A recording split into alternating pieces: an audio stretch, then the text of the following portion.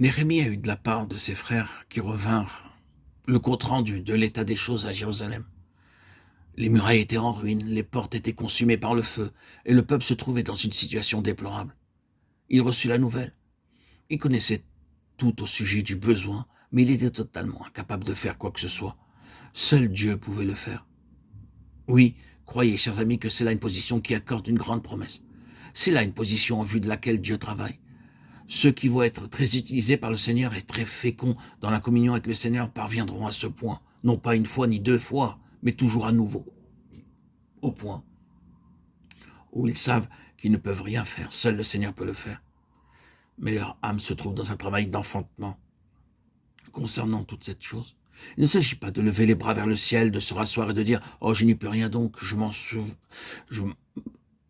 je m'en soucie guère ». Ce n'est pas le cas de Néhémie, pas du tout. Il transforma son travail d'enfantement en prière. Et vous savez que lorsque le travail d'enfantement devient prière, et que la prière est travail d'enfantement, les choses sont très réelles. Elles sont très pures. Parce que cette sorte de prière, de travail d'enfantement, traite tous les éléments liés aux intérêts personnels.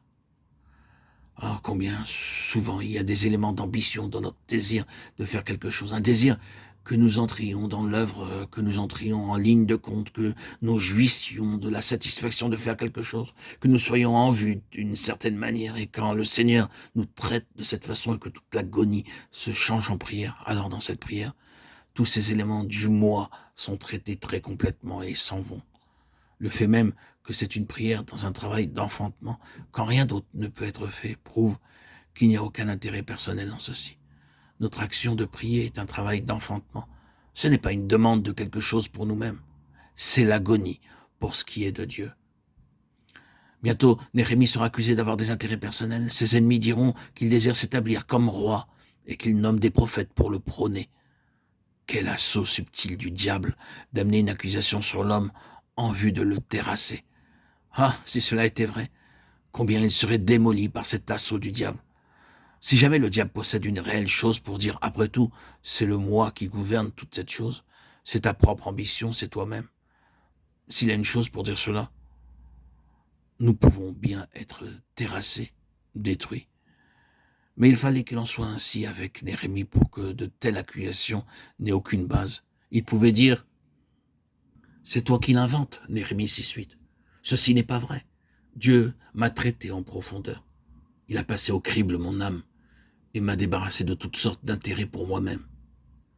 Le terrain devait être enlevé à l'ennemi de sorte qu'il n'ait rien de personnel comme base de travail.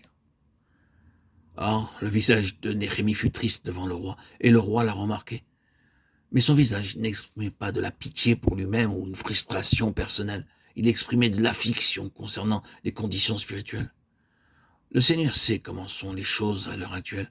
Le Seigneur voit combien elles sont différentes de ce qu'il avait en vue. Il sait tout à ce sujet.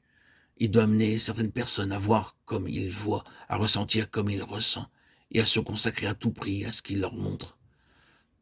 Cette parole d'introduction est le défi. Nous ne pouvons poursuivre avec l'ouvrage ou la guerre jusqu'à ce que nous soyons comme ceci, réellement comme ceci, des gens selon le type de Néhémie. Frères et sœurs en Christ, bien-aimés, chers amis, que le Seigneur nous rende ainsi,